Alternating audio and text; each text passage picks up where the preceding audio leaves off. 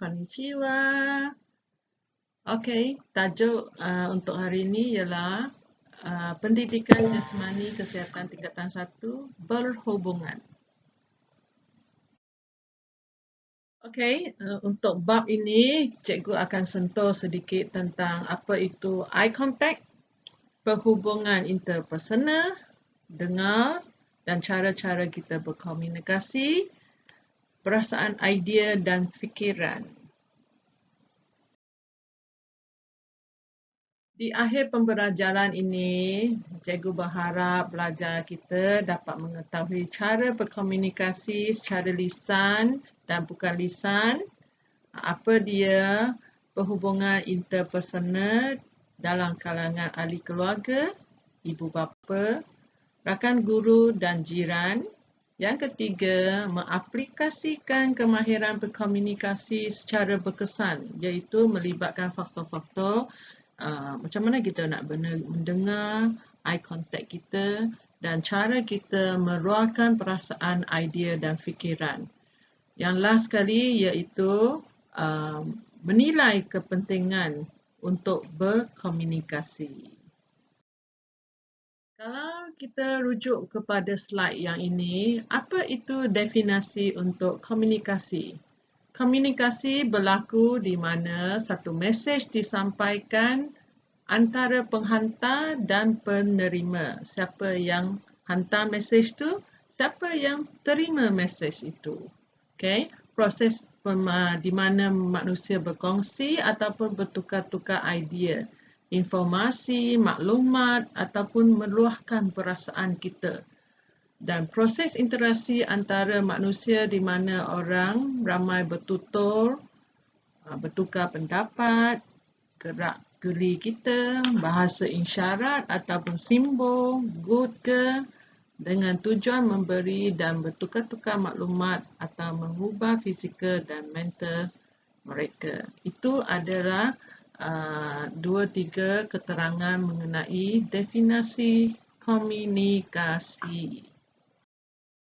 Okay, berikut adalah beberapa kemahiran untuk kita berkomunikasi. Satu, yang pertama, kena jaga tingkah laku kita, cara mendengar, cara kita mengemukakan soalan, memberi reaksi, perasaan, menimbulkan minat orang, pemerhatian. Bila kita cakap, kita kena memerhati, memberi perhatian. Okey, untuk makluman semua, komunikasi terbahagi kepada dua. Satu ialah secara lisan dan satu secara bukan lisan. So, apa dia maksudnya secara lisan? Lisan ialah percakapan dan pertuturan menyampaikan maklumat info kepada penerima. Manakala bagi maksud komunikasi bukan lisan, ia merujuk kepada tingkah laku seperti body contact, eye contact, intonasi kita semasa kita bercakap. Dan satu lagi ialah merujuk kepada fizikal, di mana macam mana keadaan bilik belajar kita, tempat kita bekerja.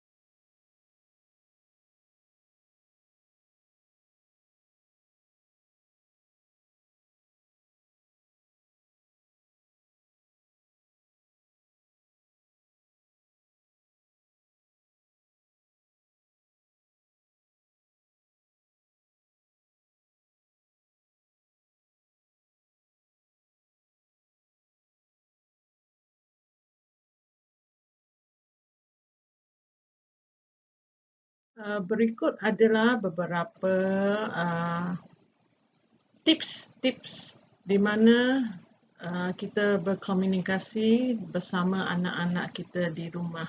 Okey. Yang pertama, fahami apa yang perlu kita sampaikan kepada anak. Okey, yang kedua, guna bahasa yang positif dan mudah difaham. Jangan guna jangan. Okey. Bincang dengan jelas dan singkat. Perhatikan reaksi penerima. Bila kita berkomunikasi, kita kena tengok reaksi muka, reaksi mimik muka. Okay? Memberi masa dan kesempatan kepada anak kita bersuara. Jangan kita cakap satu pihak saja ataupun one way. Komunikasi perlu berlaku secara two way. Okay? Bahasa isyarat dan eye contact sangat penting apabila kita berbicara dengan anak. Okay? Cuba jauhkan ataupun cuba jangan guna perkataan jangan.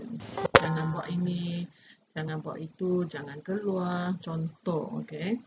Dan sentiasa as a parent, sentiasa menjadi pendengar yang baik.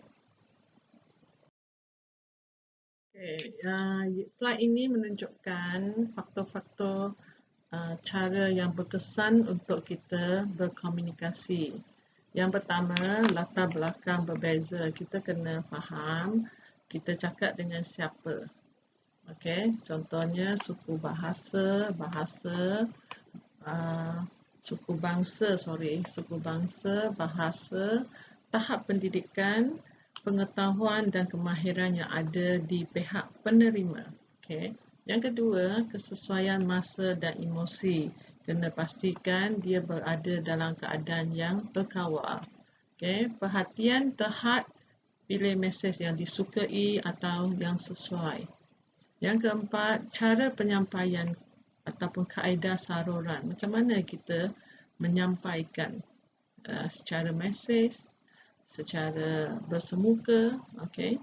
Bahasanya tidak jelas. Okay. Kena bahasa yang jelas supaya tiada prasangka ataupun prejudis ataupun tangkapan awal dan salah tafsiran. Yang ini sangat penting.